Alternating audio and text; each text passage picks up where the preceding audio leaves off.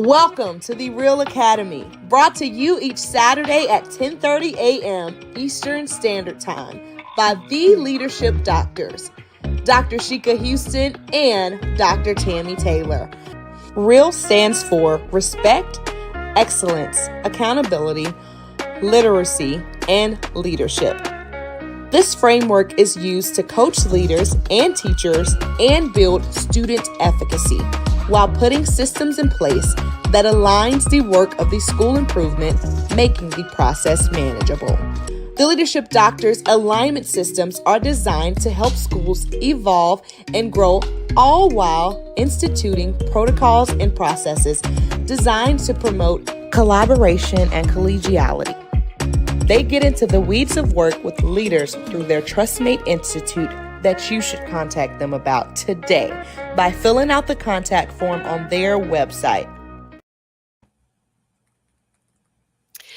It's Super Saturday, y'all. Welcome to the REALL Academy by Create and Educate with your very own Leadership DoctHers, HERS, home of the Resilience Framework. I am Dr. Sheikah Houston. And I am Dr. Tammy Taylor. Good morning, Sheikah, and good morning, REALL Academy family. And happy Super Saturday, everybody. Most definitely. If you follow the entire podcast network that we're associated with, you heard last week that Principal Kafele has changed the name to Super Saturday. So we are excited about being a part of Super Saturdays. It starts off at 10 a.m. on Saturdays with Principal Sean Hurt. We know that he was on fire this morning. We are pre-recording because we are both in different destinations this morning. I am in Dallas, Texas. And Tammy, tell them where you are. I am at Myrtle Beach, South Carolina. So the Leadership Doctors come to you on Super Saturdays at 10:30. Right after Principal Sean Hurt and right before Principal Kafele at 10:55. So we are honored to be a part of the Super Saturday Podcast Network, and we hope that you all gather something from the information that we are excited to bring you every Saturday, helping you keep it real with our resilience framework. So if this is your first time logging on with us, you heard a little bit about the REALL Academy framework that we use, or the resilience framework. In the intro, it's also above our heads on the frame and behind our shoulders.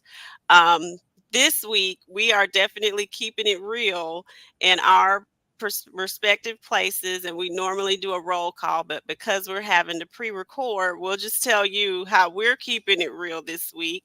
So I am in Dallas, Texas again. I am at the Avid Staff Developers Training. I am a staff developer for Avid and very excited about the new opportunity. I was chosen to be an MC for some of the summer institutes for Avid, and also I'll be at some of the summer institutes providing staff development. So I am very excited about that opportunity. Out of hundreds of people who applied and auditioned, 6 of us were chosen. So excited about my new Avid family and this new opportunity. Just really humbled and honored. Avid is a great organization, and they are doing great things for children and educators all across the country. Tell them how you have kept it real this week, Tammy, where you are.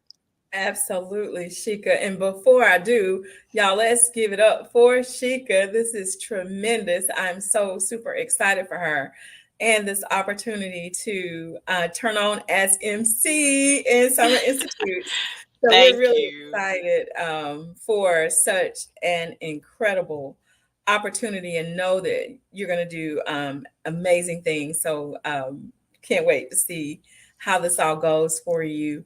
I am actually at a conference at Myrtle Beach, Service First. It's an early childhood conference where we're able to come and earn CERT-up credits. And I am having a ball. I mean, anytime you're at the beach, whether you get to go to the beach or not, it's just the ambience of being near this water and hearing the ocean is just absolutely a phenomenal experience. But I've been able to keep it real because there are lots of educators down here who serve our earliest learners. So it's very enlightening to hear what other people are doing and to see the incredible things that are a part of that early development of our little ones. Most definitely, Tammy, and very proud of you because you are actually a part of the organization's leadership, or what is your the thing that you do there? Honey, it's about to change. They called me the other day while I was eating dinner, so I don't even really know what I'm about to do. I'm president though of the chapter for District 3, but I think I'm about to be the state secretary or something. I'll tell y'all when I figure out exactly what that looks like next weekend, because I'll be back So let's next give weekend for that again. oh wow. So let's give it up for Tammy because she is definitely keeping it real with this state position that she has is about Just to earn. So loving little children, congratulations. y'all. We're just trying to make a difference with our little babies, because when we get them as young ones, we can help to mold them into who they need to be so that we ultimately graduate them from high school and they can go on and be successful. Most definitely. And I would be remiss if I did not mention my two babies who I am missing. I hate when I have to be away. That's one of the things as a mom that I know all moms and dads who have to be away struggle with. But I want to shout out Lizzie is our media intern. So even though I was away, she still got that real moment out there. And if you saw it Friday, she kept that going Thursday and Friday while mommy was out of town and in Dallas. I didn't have to remind her. I didn't have to say anything about it. She was just responsible and got it out there. So shout out to Lizzie, our new media intern, Thank who you, has Lizzie. yeah, she's doing a phenomenal job with keeping the real moments going. And also, Bella was featured in an art show. And I talked last week about the artist turned architect, but her artwork at school was chosen for an art show. So we are so super proud of her. I hate that I had to miss it, but my What village, happened? yes, sent me the Oh, pictures. Bells. I can't wait to see it. Congratulations, Bella. And I have to tell y'all this, and I'm not mommy, I am auntie. But when I was eating dinner the other night, there was a crocodile outside of the window where I was sitting. And so Mhm. I took a picture of it and I sent it to Abby, thinking, she said, Abby, oh, look at I think I said alligator. And she Uh-huh. texted me back and said, oh my God, are you okay? Do I need to come get Oh my God. This girl is so dramatic. So it is very hard to be in a different place, but it's for the good so that we can actually be in a position to make things better for them as they matriculate through school. Most definitely. So, back to the programming and our framework. Again, if this is your first time tuning in, the resilience framework is something that Tammy and I use to improve our schools 2 and 3 report card grade levels in 1 year. It's based in the correlates of Ron Edmonds, who refuted the 1966 Coleman Report that African American students did not learn at the same rates as their white counterparts. What he found was that there were schools that were 90% impoverished, 90% African American, but also 90% performing very well. They had 7 things in common. Our framework is drenched in those correlates and are an alignment framework for the leaders, the students, and the teachers at a school, and definitely helps with the improvement process if that is the goal. For sure. And the thing that we love about it is our framework actually connects that research and it puts it into terminology that easily allows leaders to organize everything that they do at the school around the correlates. a teacher can also use them to organize the tasks that they have for their classrooms around those same principles. And then students can organize themselves around those same correlates.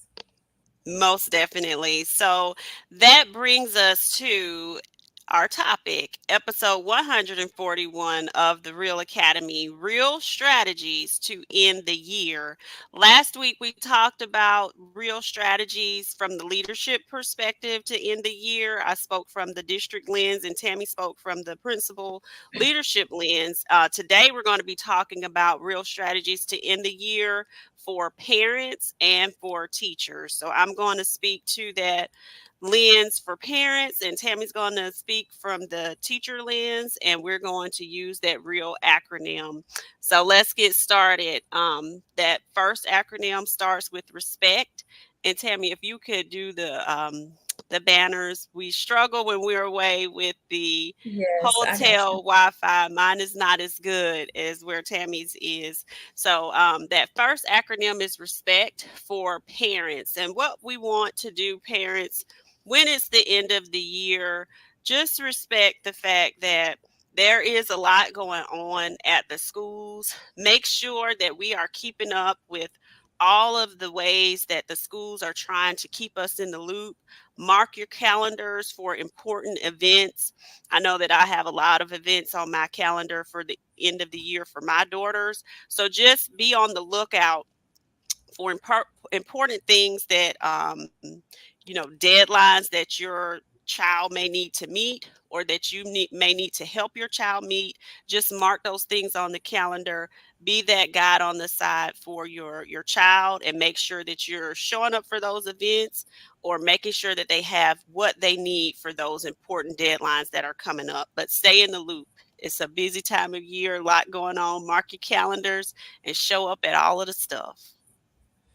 Yes, I love that, Shika, because for leaders, teachers, students, and for parents, the end of the year is always very hectic. And like I'm that nut job that loves this busyness that happens at the end of the year.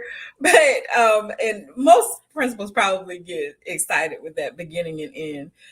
However, I was thinking as we were talking about what to share with teachers from that respect portion of the acronym is just two things. I think you need to make sure that you respect the fact that this is where we are at this point in the year. And so do not get frustrated with the kids because this is crunch time. Like you've got to keep yourself together and maintain your composure. And I encourage my teachers, like, when you need a minute, step out of there and just go somewhere and regroup so that you can maintain that respectful culture in your classroom.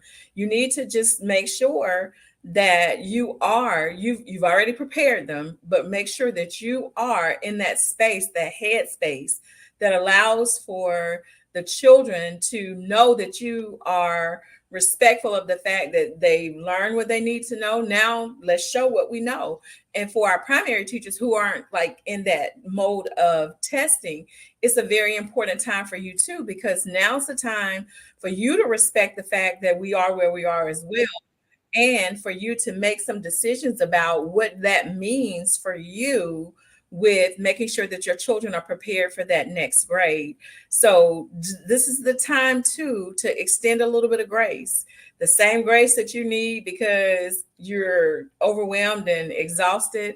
Extend that to the children and parents too, because this is just that time of year where we all are running on fumes because we've given it all that we have. So just and hang in there. Respect yourself. Most definitely, Tammy. And that takes us to the next part of the framework, which is excellence. And it is that time of the year where this is testing time. So, as parents, we want to encourage our children. Anything that has your name on it represents the child first, because it's their work. And also, because your name is on it, your family name, it represents your family. So encourage them to show up as their best selves, to put forth their best effort and do the best that they possibly can. I always encourage my daughters, read every question. Most of these tests at the end of the year are not timed. Take your time, show people what you can do, and make sure that you are representing excellence in your name and in our family name. So be our partners in that, in education, and ensure that your child, encourage them to show up with the excellence that exists and lives inside of them. Most definitely. And teachers, just like Shika said, maintain that same expectation of excellence that you've had all year. And as you encourage your students, Shika's encouraged them from the home front. The first thing that they need to remember is that they are the ones who show up for the data, because it's your data. Mhm. Parents are telling them that this belongs to us because we're family. You're telling them this is representative of our classroom and me, because this kind of demonstrates what I've taught you this year. So making sure that the children know how important this part of the school year is, and how we approach that testing season with seriousness. And as Shika said, with strategies for taking the test, you have to equip them with what they're going to need to know to be successful during test time. And again, if you're not a teacher that's in a tested grade and you're thinking about what you can do to demonstrate excellence during this time, adopt a class. My lower grades, and I shout out Nancy Smith this morning. She's a teacher who spearheads that for me every year and assigns a primary class to one of the testing grade classes, and they support them through the test process with banners. They support them with mints to keep them thinking about, we meant to tell you how much we believe in you. We that give them water for hydration. So we support one another just to maintain that spirit of excellence, because even if your children are not testing, this test is representative of our school, and all of us show up at the end. Even though my name's on the report card, the report card represents everybody in the building. So let's all maintain that spirit of excellence during this final stretch and through testing, because our kids have it. Most definitely, Tammy. And it represents us in the community as parents as well. So everyone is vested in the excellence that needs to be shown. So that takes us to accountability. And I mentioned earlier about, some deadlines and making sure that we're meeting deadlines. So it's the end of the year. So just make sure, parents, that our children are accountable. Um, I know sometimes at the end of the year, students see that what a teacher may have been telling them all year is coming into fruition, where it may not look promising in a certain area. They may not have gotten all of the deadlines met or everything turned in. Make sure that your children are accountable for their actions, for their behaviors. If they have met all of those requirements, celebrate them. That is awesome. That's what we want them to do. If they're still needing, some things to be turned in, help them knock those things out, help them draft those emails or those talks with the teachers to ask for grace and ask them for, the opportunity to be able to turn things in. But what we don't want to do is uphold children in their wrong. We teach them the right way to approach teachers respectfully and ask for grace when we haven't done the things that we were supposed to do. And if they don't meet the mark, and if they end up having to attend summer school, teach them that, hey, this is what happens when we are not doing the things that we should have done all year. So make it a teachable moment, but we don't want to blame other people for actions that we should have been accountable for on our end. Yeah, I love that too, Shika, because accountability builds character with our kids. When we make Hmm. them accountable, it builds their character. Teachers, I just want to say to you, the same holds true. Like, we do want you to hold the students accountable, but we also want you to hold yourselves accountable. This is a very important time of the year for you to be honest and take a look at what your data says about where your children are and look at those gaps, because now is the time to work to close them, to fill in the gaps, whether it's for just this last minute push that we're making in our action plans toward testing, or if it's for just making sure they're ready for the next grade level standards. It's Hmm. our responsibility to make sure that students are ready. And what we want to say this morning is to you, teachers, because you are in this grand scheme of things. When we're talking about kids being prepared, you're the most important component of this equation. So please be sure that you recognize that you're responsible for what your children know, how they've grown, what they've learned throughout the year, and accept that responsibility. You have to be accountable for the fact that you are where the rubber meets the road. So if something did not go well, go back and reflect on that so that you can figure out what needs to happen so that we can go on and try to get those kids intervened with right now, while we still have time. And that requires you to be vulnerable and honest. So Hmm. look at what's happening with your data, hold yourself accountable, and then reach out to your administrators, reach out to your coaches, reach out to those folks who can support you with making sure that we're doing right by our students.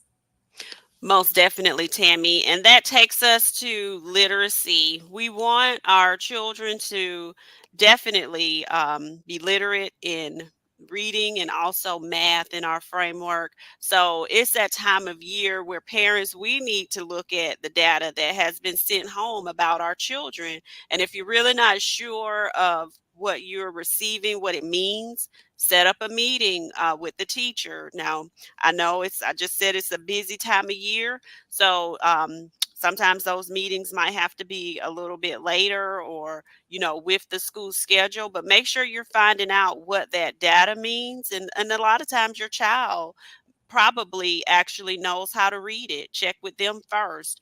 But if you know that your child is not on grade level, it is that time for us as parents. We are the first teachers of our children. Start looking for what your child is going to be doing during the summer to help them get caught up. If you need some resources, that is something that we offer. We have summer enrichment boxes for students that will focus on reading and math that are culturally relevant, that fits our framework. So if that's something you need, please reach out to us. But please do not allow your children to sit on YouTube for the whole summer. This is something that I tell my daughters. You will not be on YouTube the whole summer just looking at funny videos. We will be enriched, and they're above grade level. But even with if we know that with phone numbers that we can't remember anymore, when you don't use it, you lose it.